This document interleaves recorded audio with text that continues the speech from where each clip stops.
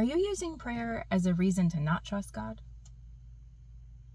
Because of prayers that may have not been answered, or prayers that just you feel went into just air and went nowhere? Is that a reason that you use to not believe in God and not trust God? Yeah, that's kind of harsh. But is it? So today we're going to pick apart another misconception that is in the church, and we're going to take it apart, and we're going to talk about prayer today. Prayer. Okay, so there's a few categories that you can fall into for prayer. The one I just said.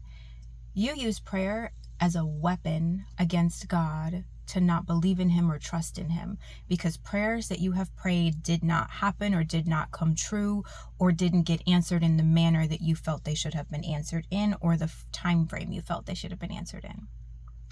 Or two, you use prayer as a crutch. So imagine I've got like an actual like crutch, right? And I'm walking around with this crutch. There's nothing wrong with me. I just have this crutch and I'm leaning on it, and I say, I'm just praying about it. I don't really know, y'all. I'm just praying about it. And imagine I'm leaning on this crutch. I'm just praying about it. So everything for you, prayer is a crutch for you because you're just praying about it. Or are you in category 3, which is, I'm just praying about it because you don't want to do what you know you have to do. So you're praying about it. You're continuing to pray what you already know to do, but you don't want to do. So you're just going to say the good Christian thing or the godly thing, which I'm still praying, y'all. I'm still praying. Okay. I don't know why it's coming out in an accent, but anyways. Okay. Or are you actually praying proper prayers for proper things to be happening in your life? Which kind of prayers and praying do you do in your life? Just a question. Keep it rolling, see what you do. So to unpack it, because that's kind of the mini version, to unpack it is, prayer is not meant to be what is taught in church, as in you pray and just God will take care of everything because you prayed. Not how it works. Mainly for other reasons I will discuss in a different video that talks about prayer, that talks about power, that talks about what we actually carry and what we have versus what we're taught. But in this video, we're only talking about prayer. Prayer is not a genie wish list. Prayer is not, I would like this, so I'm going to pray about it. I wish I had this, I'm going to pray about it. We should go to God in everything, and we should talk to God about everything. But we can't use what we're praying as a target against God to weaponize. I prayed for this, it didn't happen. Or in my case, I prayed for God to heal my dad and he didn't, and instead he died. And not only did he died in a painful, suffering way that I had to sit and listen to and look at. So I'm just not going to trust in God anymore, because how could God let that happen? How could God be someone who's good and behind that? Okay. Also part of my story, and that is something that I had to work through with God, but that wasn't God. Okay. So that's not I don't really know how to say it, but that's not how you can get angry with God. You cannot use prayer as a reason to be angry and not trust him. Okay. And the reason is you're just not taught the right way to pray. So don't get mad at God because you weren't taught what to pray and how to pray properly and what to ask for. And on top of that, it's not you have to say the right words and do all the right things. It's that you have to know who you are first. You have to know who God is actually first. You have to know who you are second. And then you can pray the right prayers. When you know who God is and who you are, your prayers come out differently because you understand who you are. Okay?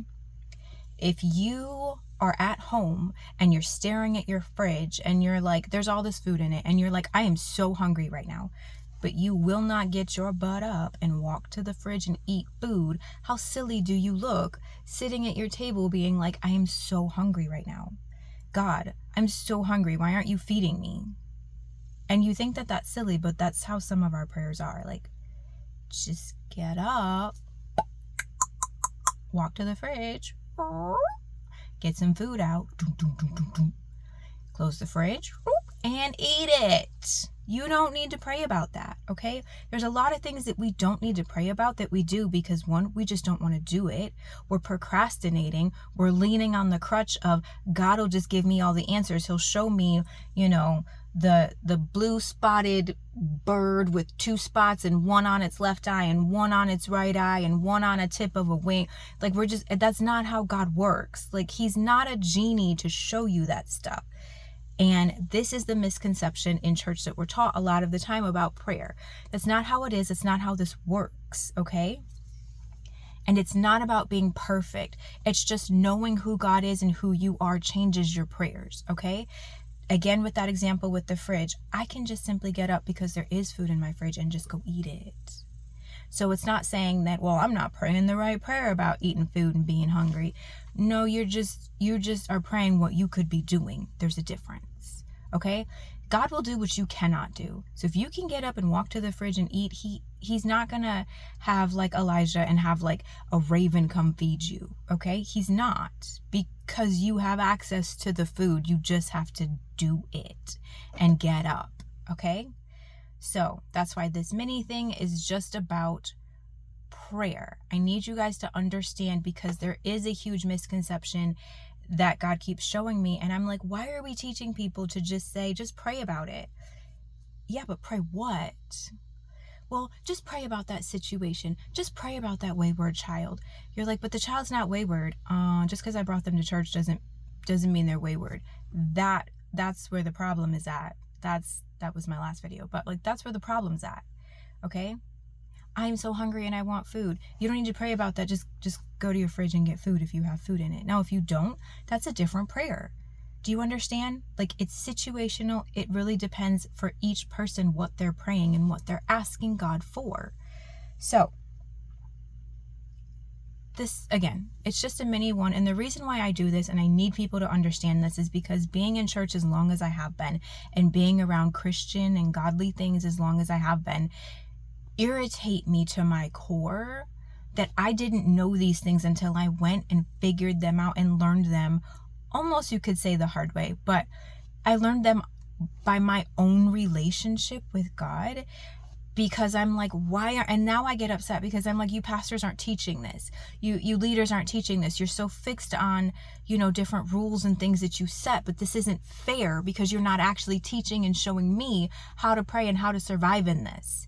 That sucks, and that's not fair. And that's why I say these things, and that's why I make these videos, and that's why I put this content out, because no matter if it's one person, 50, or 1 million people watching it, I just need it to get to someone who is so tired of hearing just the cliche, just pray, the cliche of it'll be fine. No, I'm angry because this isn't working. And it's like, you're angry at the wrong person. Don't be angry at God, or you're angry at the wrong thing. You have to know who God is first, and then know who you are and who he created you to be, to know your prayers, how to pray them the right way. Okay? I'm getting my notes out. As you can see, they're my child's drawings. And I wrote in crayon because I'm an adult. I wrote in crayon.